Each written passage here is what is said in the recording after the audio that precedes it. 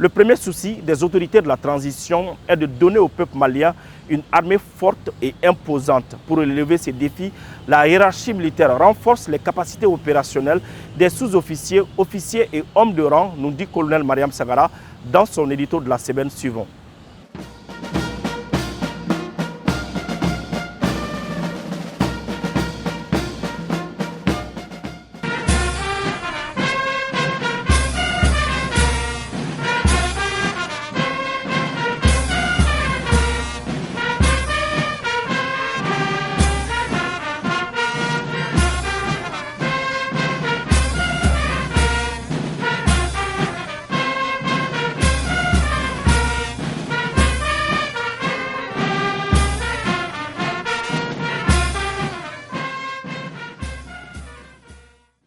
Le chef suprême des armées et le ministre de la Défense et des anciens combattants s'attellent à forger une armée robuste et gigantesque dans la sous-région.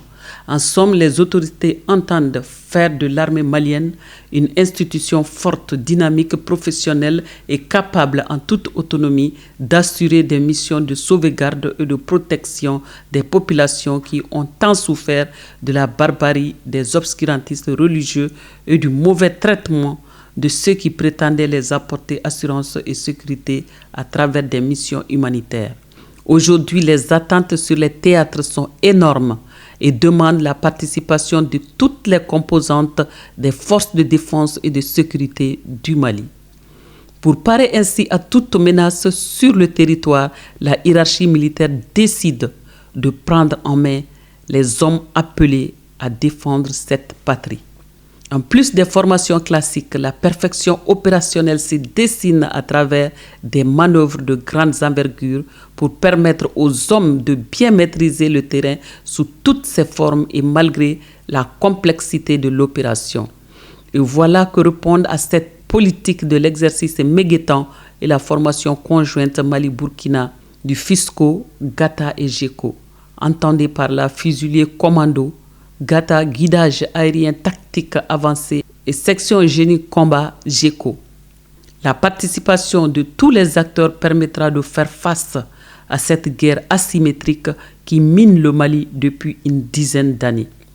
À l'évidence, il faut le dire, le Mali gère une guerre sans visage et sans fondement.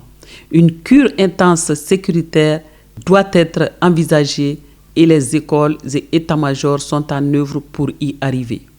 Pour l'opération Meguetan, officiers stagiaires et élèves sous-officiers, tous corps confondus, se retrouvent ainsi sur un terrain opérationnel pour la restauration d'un Mali paisible et souverain.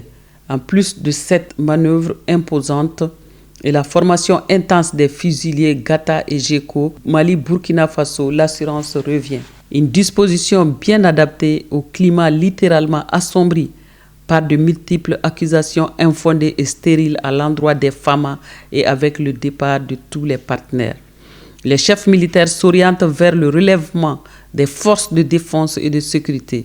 Ils sont déterminés à mettre tous les hommes à niveau pour une autonomie opérationnelle sans équivoque avant la grande parade de la victoire qui se dessine à l'horizon.